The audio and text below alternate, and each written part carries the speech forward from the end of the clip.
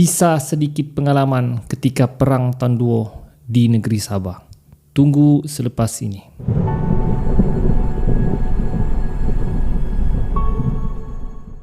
Assalamualaikum warahmatullahi wabarakatuh dan salam sejahtera. Selamat datang ke channel Ali Bosku. Baiklah, channel ini banyak menyediakan video-video yang menarik. Jadi jangan lupa untuk subscribe dan tekan butang loceng untuk update video-video yang terbaru. So guys, video kali ini saya ingin menceritakan, mengimbau semula kenangan Perang Tan Duo di Lahad Datu Sabah. Perang ni berlaku pada tahun 2013, 2013. So sekarang 10 tahun sudah. Benda ni sudah berlalu. Dan memang ia adalah satu kenangan yang sangat tragis untuk negeri Sabah. Untuk pengetahuan anda, Perang Tan Duo ni berlaku disebabkan oleh pencerobohan daripada tentera Sulu daripada Filipina. Mereka ingin menuntut hak negeri Sabah ni. Konon-konon mereka adalah pemilik negeri Sabah. Jadi mereka buat kekacauan menyebabkan beberapa orang tentera Malaysia terkorban dalam perang ini. Bukan saja Perang Tan Duo ni terlibat di Lahad Datu, tetapi ia berlaku di Semporna juga. So saya tidak ceritakanlah tentang detail apa peperangan ni, macam mana permulaan pengakhiran. Cuma saya ingin ceritakan suasana ketika itu, suasana kami yang tinggal di pantai timur, terutama Lahad Datu, Semporna, Kunak, Tawau, suasana masa. Jadi masa permulaan saja dengar cerita pencerobohan ni, kami sudah mulai macam confused sama ada cerita ini hanya kabar angin ataupun ia cerita benar. Sebab banyak kabar angin yang kami terima, macam-macam lah, tahulah, SMS daripada orang, tentang ada pencerobohan ni, tapi kami kurang pastilah tentang kesahihan beritanya. Hinggalah berita di TV sendiri ceritakan tentang memang ada benar ada pencerobohan berlaku. So kami tidak dapat info yang tepat tentang peperangan ini, sehinggalah ada tentera yang mati.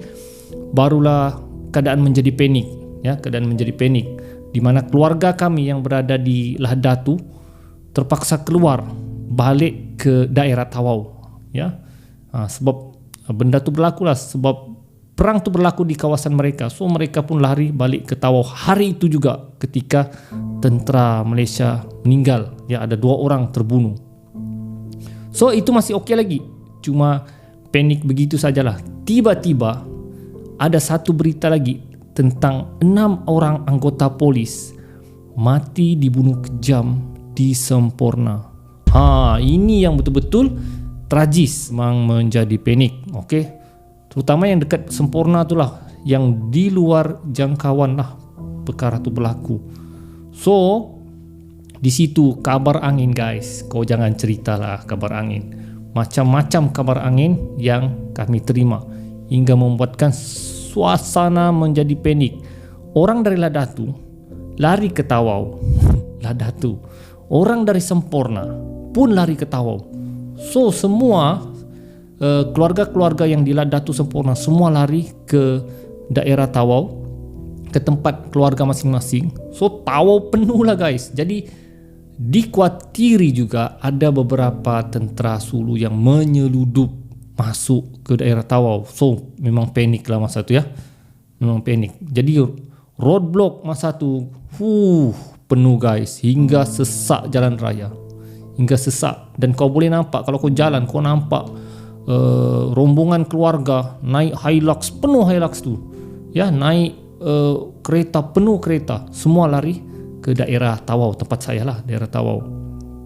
Dan bila kes tu berlaku, bandar Tawau guys lengang, kosong, tidak ada orang tidak mahu ke bandar, sebab banyak berita yang mengatakan tentera Sulu ni sudah ada berada di daerah Tawau dan dia akan bunuh siapa saja yang dia nampak, terutamanya anggota keselamatan lah, dorang anti betul-betul.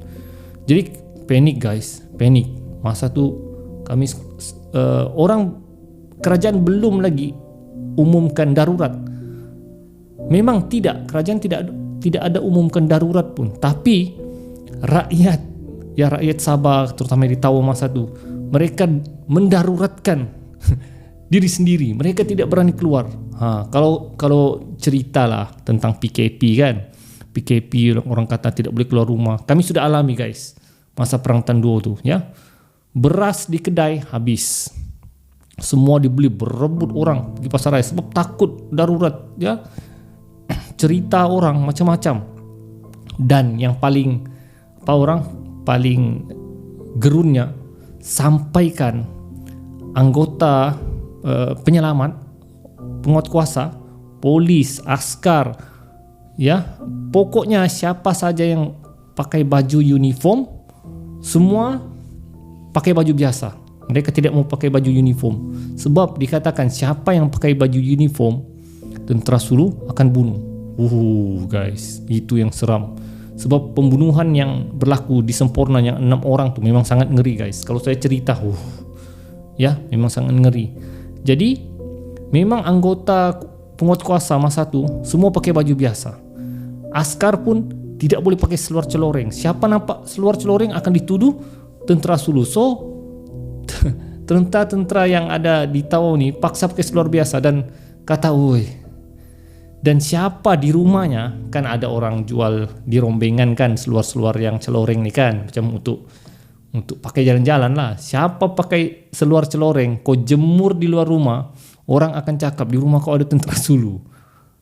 Polis terus serbu guys, penguat kuasa akan serbu rumah walaupun kau pakai seluar celoreng tu, seluar tu macam kau pakai suka-suka lah.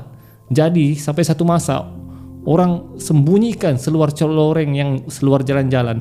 Tidak ada orang pakai seluar celoreng. Sampaikan masa tu ada sebuah sekolah, dikatakan pakciknya datang ke sekolah tu pakai seluar celoreng. Heboh sekolah tu, cakap tentera Sulu masuk sekolah tu. Gila, paksa pakciknya tu pulang dan ditahan oleh penguat kuasa untuk disoal siasat. Padahal dia pakai seluar celoreng tu memang dia beli di rombengan di pasar malam. So sampai begitu sekali guys ya, bahayanya pakai seluar celoreng. Penguat kuasa sampai tahap pakai baju biasa. Biar kau JPJ pun pakai baju biasa ya. Jadi siapa yang pakai baju uniform memang tidak boleh lah, memang diancam lah masa tu. Dan suasana paling panik masa tu hari persekolahan. Hari persekolahan kami mendapat kabar, macam-macam kabar. Kata sekolah ni sudah diserang, sekolah ni sudah ditawan. Macam-macam cerita guys, memang seram lah. Dan sampai satu tahap ada sebuah sekolah tu ya, diorang pulang awal walaupun pihak PPD tiada arahan untuk pulang awal. Sekolah tu pulang awal sebab dikatakan di kampung tu ada tentera Sulu. Guys, jadi akibat sekolah tu pulang awal, sekolah-sekolah lain pun pulang awal juga ya, tanpa arahan daripada jabatan PPD, daripada KPM, semua pulang awal. Dan macam-macam berita lah yang kami dapat. Ada yang kata jumpa senjata di tepi sungai, ada jumpa senjata di bawah rumah, ada sudah bilang berdekatan dengan kampung ni. Guys, masa tu kabar angin, kata orang, berita palsu bertebaran. Kau pun tidak tahu mau nilai mana satu betul, mana satu tidak. Panik. Sampai guru besar sekolah saya masa tu, dia cakap macam mana ni, kita nak pulang atau tak? Sampai ibu bapa datang ke sekolah ambil anak mereka. Cikgu, saya mau ambil anak saya. Saya dengar di sekolah sana perang sudah, kampung sana perang sudah. Jadi kau macam mana mau biar anak mereka untuk tidak, ibu bapa sampai tahap sampai datang sekolah ambil anak mereka. Jadi guru besar terpaksa lepaskan anak-anak murid untuk pulang ke rumah, dan cikgu terpaksa pulang dan berdiam di rumah. Paniknya masa tu guys, memang sangat panik ya. Memang suasana pada masa tu macam suasana perang sudah guys ya. Memang macam kata orang, ini kiamat lah. Inilah perang dunia ketiga, begitulah suasananya guys ya. Sampai tahap tu, dan disitulah kita tidak dapat bezakan mana berita palsu, mana berita betul. Susah mau bezakan guys ya. Dengan tersebar gambar-gambar lagi. Guys, itulah satu kenangan yang tidak dapat dilupakan oleh rakyat negeri Sabah ketika itu. Dan kalau diharap benda itu tidak berlaku lah. Dan terima kasih kepada kerajaan Malaysia dapat mengawal keadaan tu, ya, dapat mengawal situasi berkenaan. Dan kalau isu tentang isu tentang Raja Sulu ingin menuntut Sabah tu masih lagi berlanjutan sehingga hari ini. Cuma kenangan Perang Tan Dua tu tetap jadi ingatan, dan suasana panik tu saya masih dapat rasakan sehingga hari ini. So guys, setakat itu saja kisah saya ingin kongsikan tentang suasana, ya, di negeri Sabah ketika Perang Tan Dua. Mudah-mudahan kisah ini dapat memberi satu pengajaran, satu ilmu tambahan, cerita tambahanlah kepada anda apa yang berlaku kepada kami di negeri Sabah. Jadi kita akan berjumpa lagi di video akan datang. Teruskan sokongan anda kepada channel Ahli Bosku. Sekian daripada saya. Assalamualaikum.